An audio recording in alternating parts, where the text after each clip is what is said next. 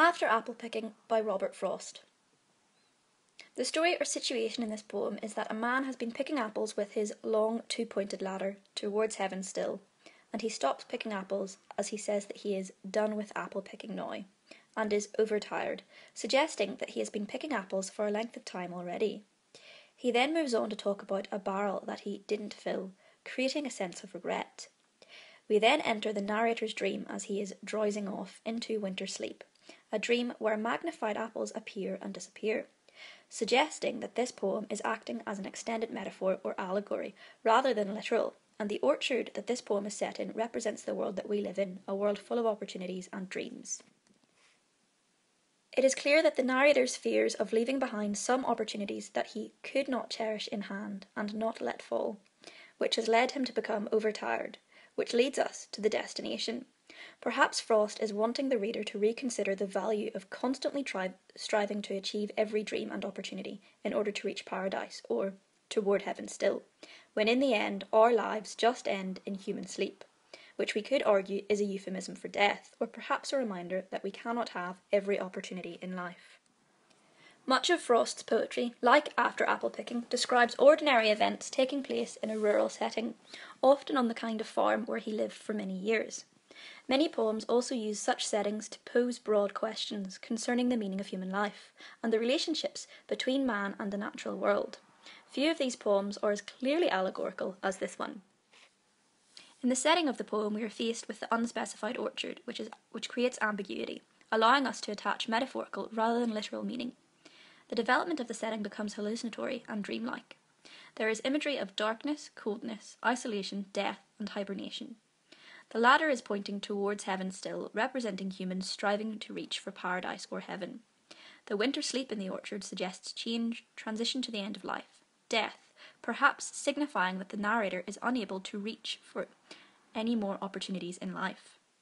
The fact that it is set somewhere that is very much nature-based perhaps shows opportunities in life as a natural process. They come and go naturally, and that we as humans cannot control this, and therefore perhaps Frost is saying we should not agonise over missed opportunities because it's pointless. We also see a dream where he contemplates his own death and worth of his life and the choices he has made. The repeated use of I highlights his isolation. He is alone in life and his decision-making processes, further emphasising the fact that he is an alienated character. This prompts the reader to consider the worth of us trying to achieve so much when it does not bring us any contentment. One can see what will trouble this sleep of mine. Perhaps Frost is also trying to prompt that we should be happy and focus more on what we did achieve, as agonising over things that we didn't achieve is pointless and does not make us any happier in life. First, let's look at form and structure. This poem contains 42 lines, varying in length from 2 to 11 syllables, with a rhyme scheme that is also highly irregular. Many of the rhyme lines are widely separated, and there are no stanza breaks. Frost intends to evoke a mood of hesitation and drowsiness through this irregular structuring, as if the speaker were about to drop off to sleep and is no longer fully in control of his thoughts, reflected in the lack of control or the regularity in the structure. The irregularities of line length and rhyme scheme, so unusual in a Frost poem, are noteworthy. They provide an almost staggering effect to After Apple Picking, as if the speaker were literally reeling with fatigue. It is also interesting to note that the metres are highly irregular, especially in the frequent short lines, as of no worth. For example, where 2 unaccented syllables precede two stressed syllables, or were he not gone, in which every syllable receives almost equal emphasis. The poem is written in the first-person narrative voice, and the speaker is someone who has worked long and hard, but is now on the verge of being overwhelmed by fatigue and the depth of the experience. The details of this activity are recalled in contemplating the dream he expects to have. The poem is filled with images drawn from the speaker's experience with the pastoral world. The events he remembers all took place on a farm, specifically an apple orchard. He has climbed a ladder to pick apples, and even when he is finished he can almost feel the rungs of the ladder beneath his feet. The smell of apples is pervasive, and he can still hear the sound of the wagons carrying loads of apples into the barn. Now let's look at language and imagery. My long two-pointed ladder sticking through a tree. Note the alliteration and the overload of adjectives and the verb choice, all in the first line, making this highly sensory. visually and orally. This creates an idyllic, dreamlike environment through pleasant sensory images. The alliteration creates a heady, almost drowsy effect, as if the speaker is about to drift off to sleep. There is clear symbolism in line 2 of Towards Heaven Still, where there is biblical imagery that further emphasises the idyllic setting and introduces us to the contemplative and dreamlike meditative mood of the narrator. It also foreshadows the later allusions to death. This could also be interpreted as him reaching or striving for perfection. In line 3 we have "And there's a barrel that I didn't fill." Here we see the theme of human failure being introduced, and it takes on a negative undertone that contrasts with the picturesque pastoral image he paints at the start. Words such as "maybe" and "some" emphasise the ambiguity surrounding the poem and links this to the unnamed orchard, highlighting the almost hallucinatory state of the speaker. The repetition of "I didn't" emphasises his failures and imbues these lines with the tone of regret. The line "But I am done with apple picking now" shows the resignation of the speaker. He recalls the details of the work with pleasure, but he is half afraid of the sleep he feels coming on. On the edge of sleep, he remembers not only the ripe apples successfully picked, but also those that fell and were considered damaged and had to be sent off to the cider mill. He knows that his sleep will be troubled by the failures more than by the successes. Winter sleep is a clear euphemism for how troubled he fears his sleep will be. Sensory imagery is again used in "Scent of Apples," the scent of apples pervading the senses of the speaker. This at first seems like a pleasant pastoral image, but could quickly turn into a nightmare. Drowsing off, the diction here emphasises the heady nature of the sleep he finds himself succumbing to. "I cannot" generates a negative undertone which could link to his contemplation of his failures, but also serves to emphasise how inescapable this sleep is. The onslaught of verbs such as rub and skimming emphasise the sensory appeal of the dream world, which seems to be pulling him in. The sibilance generated in "strangeness from my sight" creates an interesting oral effect, generating a sinister undertone that emphasises how easily the sensory images could become distorted and the pleasant dream can become a nightmare. It further serves to imbue the poem with a soporific quality that adds to the drowsy state of the speaker. Note the references to sight that permeate the poem, sight, looking, emphasising this sensory nature of the poem. The pane of glass, teamed with the strangeness, emphasises his distorted or obscured senses. This, teamed with his isolation, generates sensory confusion and uncertainty surrounding his visions, which is representative of how humans strive hard to think about their purpose in life and search for some meaning or purpose that is often obscured from view. Reinforcing this impression of fatigue is the sense of disorientation which affects his senses.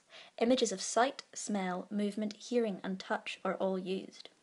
The speaker's vision is compared to looking at the world through a thin sheet of ice, which would distort and cloud what was seen. He has been off the ladder for a while, but can still feel its rungs under his feet, as well as its swaying. The apples he sees in his dreams are distorted, magnified to show every mark, and he still hears the sounds of the wagons. The world of hoary glass combines the pastoral idyllic landscape with the idea of uncertainty associated with this dream world. The diction "world" emphasises the illusory nature of his visions. The use of fall and break demonstrates how easily the picturesque environment painted can quickly distort and become a nightmare. The ownership the speaker takes in the phrase "I let it" further emphasises his focus on his own failures. The alliteration in "well upon my way" generates a heady, dreamlike atmosphere and emphasises the speaker's loss of control over the situation. This is furthered through the assonance in these lines. What form my dreaming was about to take emphasises the recognition that all the pleasant sensory imagery will become corrupted.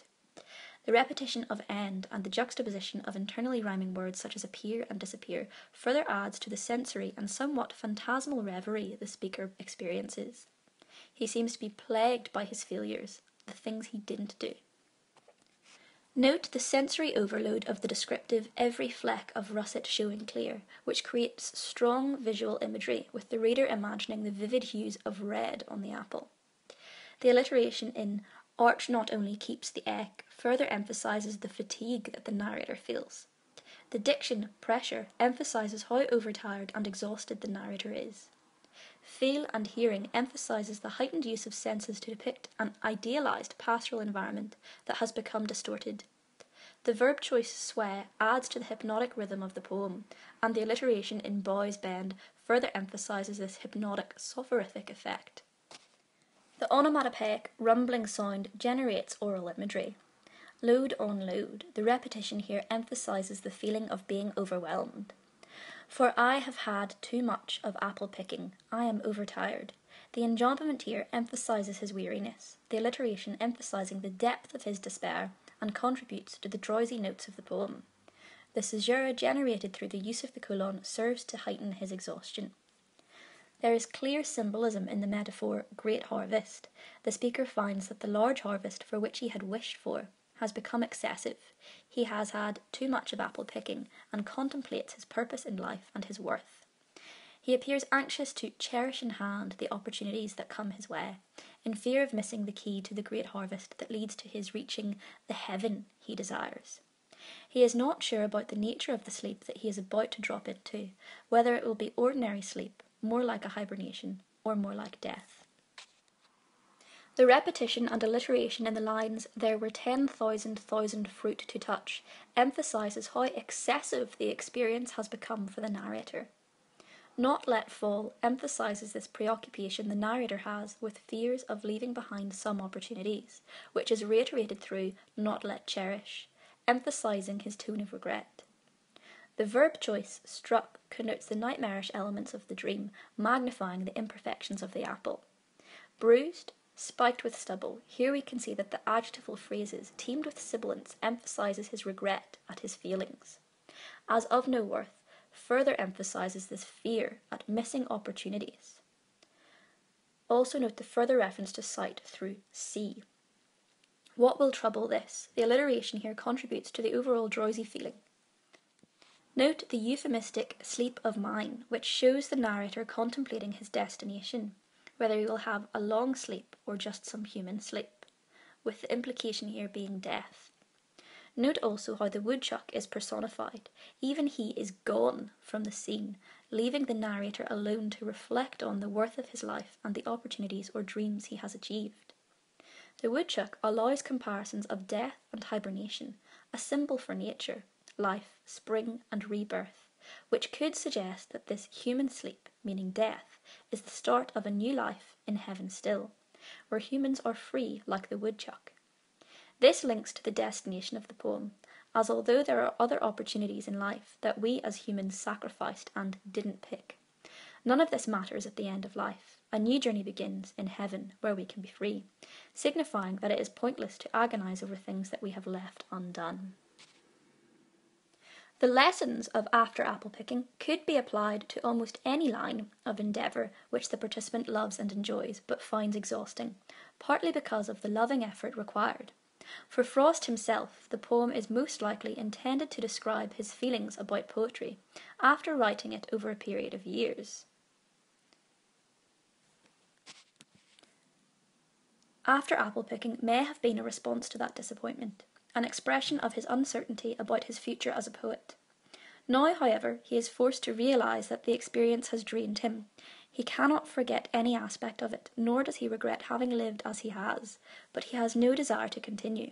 Furthermore, his mind focuses on the failures, symbolised by the fallen apples, the poems he has started but could not find a way to finish, the ideas which would never find clear expression in his poems, perhaps even the poems which he finished but was dissatisfied with and had to discard. Having come to an end of the experience, he is also troubled by uncertainty about what lies ahead. He uses the image of the hibernating woodchuck to symbolise this question. Perhaps the sleep he goes on will be only an ordinary human sleep, from which the speaker will arise, presumably refreshed and ready to go on with his life. Perhaps, however, it will be a sleep like the animal's hibernation, an oblivion extending over a long period of time and ending in a world entirely different from the one the sleeper left.